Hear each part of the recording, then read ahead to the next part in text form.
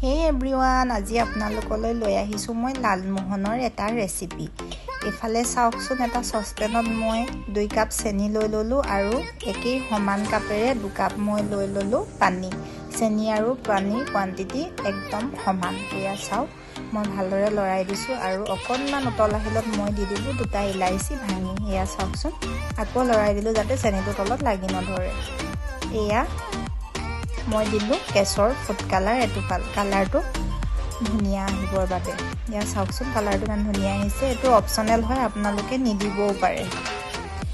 এয়া উতলি গৈছে, এয়া পানীটো চাওকচোন অলপ ডাঠ হৈ গৈছে আৰু এয়া সুইচাম অলপ মৌজুলৰ নিচিনা আঠা ভাৱটো যেতিয়া আহিব এইখিনি হৈ গল বুলি ধৰি ল'ব পাৰি আৰু মই অফ কৰি দিলো এইখিনি। যিহেতু মই ব্ৰেডৰ পৰা লালমোহন বনাম সেয়েহে মই লৈ ললো ব্ৰেড। এয়া ব্ৰেডৰ ৰঙা অংশখিনি মই কাটি এৰুৱাই দিলো। এয়া চাওকচোন মই ধুনিয়াকৈ কাটি এখিনি এৰুৱাই দিলো আৰু এফালে ব্ৰেডখিনি টুকুৰা কৰি ভাঙি মই গুৰি কৰি লম। আপোনালোকে মিক্সিটো দি ল'ব পাৰে আৰু ব্ৰেডটো ভাল যদি ফৰফৰিয়া হয় তেতিয়া মিক্সিত দিব নালাগে, এনেদৰে ভাঙি দিলে হৈ গল। চাওক আৰু এফালে মই দিলো 2 চামুচ পাউডাৰ গাখীৰ। এয়া চাওকচোন সোৱাদটো ভাল আহিবৰ কাৰণে পাউডাৰ গাখীৰ দিব পাৰি বা নিদিলেও হৈ যায়। আৰু মই অলপ কৰি ইয়াত এতিয়া ৱাৰ্ম গাখীৰ দিম। গাখীৰখিনি চাব যাতে গৰম হ'ব নালাগিব আৰু ঠাণ্ডাও হ'ব নালাগিব, জাষ্ট অলপ ৱাৰ্ম হ'ব লাগিব। এয়া ভালদৰে মই গাখীৰ দি মঠি আছো। এয়া গাখীৰখিনি দি ভালদৰে আমাৰ মঠা হৈ গ'ল। ইয়াৰ পৰা আমি যিহেতু ডো বনাব লাগিব অলপ সময়ৰ কাৰণে ঢাকনি লগাই মই ৰাখি দিলো। এয়া চাওক ঢাকনি উলিয়াই প্ৰায় 20 মিনিটৰ পিছত মই আনিলো আৰু এয়া ভালদৰে মই আকৌ মঠি লৈছো। চাওক এয়া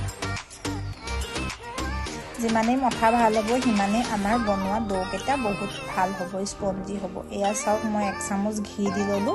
ঘি দি পুনৰ মই ভালদৰে মঠি ললো।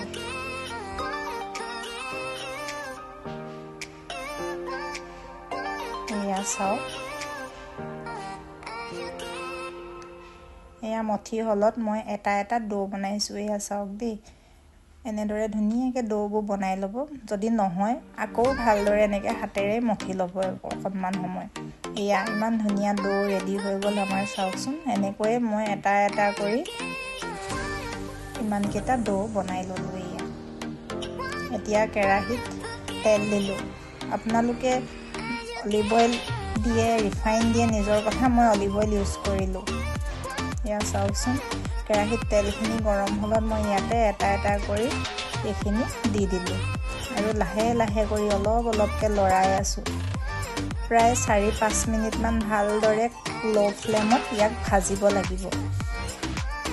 এয়া চাওকচোন ধুনীয়া কালাৰ আহি গৈ আছে এনেদৰে। এয়া চাওক লালমোহনৰ কালাৰ আহি গ'ল ধুনীয়াকৈ। এয়া আমাৰ লালমোহন ৰেডি হৈ গৈছে আৰু এনেকৈ মই টুকি ললো লালমোহন কেইটা আৰু দি দিলো এয়া চেনি পানীখিনিত। এয়া চাওকচোন